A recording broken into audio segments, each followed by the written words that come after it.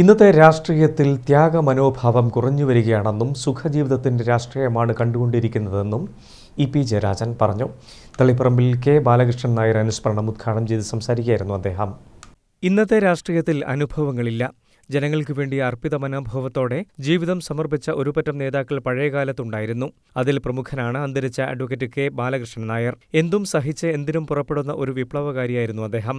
തളിപ്പറമ്പിൽ association രൂപീകരണത്തിനും ഇന്ന് കാണുന്ന കോടതി സമുച്ചയത്തിന്റെ വളർച്ചയിലും ഇന്നത്തെ അഭിഭാഷകർക്ക് ലഭിക്കുന്ന ആദരവിനും ബാലകൃഷ്ണൻ നായരുടെ വലിയ സംഭാവനയുണ്ട്. പരസ്യമായ അംഗീകാരത്തിനുവേണ്ടി ജീവിച്ച വ്യക്തിയായിരുന്നില്ല അദ്ദേഹമെന്നും ഇ.പി. ജയരാജൻ അനുസ്മരിച്ചു. അനുസ്മരണം എന്നത് ഒരു ആത്മീയതയുടെ ഭാഗമല്ല, മറിച്ച് അത് ഒരു വിപ്ലവ പ്രവർത്തനത്തിന്റെ ഭാഗമാണ്. ജന്മദിനങ്ങളും ചരമദിനങ്ങളും ഇടതുപക്ഷക്കാരും ആചരിക്കാറുണ്ട്. അതിന്റെ അടിസ്ഥാനം വിപ്ലവ പ്രവർത്തനമാണ് എന്നതാണെന്നും ഇ.പി. ജയരാജൻ പറഞ്ഞു. യഥാർത്ഥത്തിൽ ഈ ചരമദിനങ്ങൾ സ്മരണീയ ദിനങ്ങളാണ്.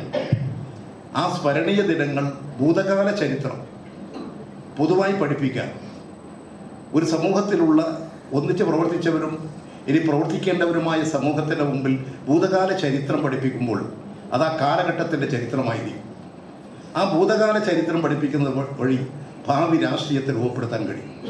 അങ്ങനെ ഭാവി രാഷ്ട്രീയം രൂപപ്പെടുത്തിയെടുത്തില്ലെങ്കിൽ പലതും നമുക്ക് നഷ്ടപ്പെട്ടു പോകും.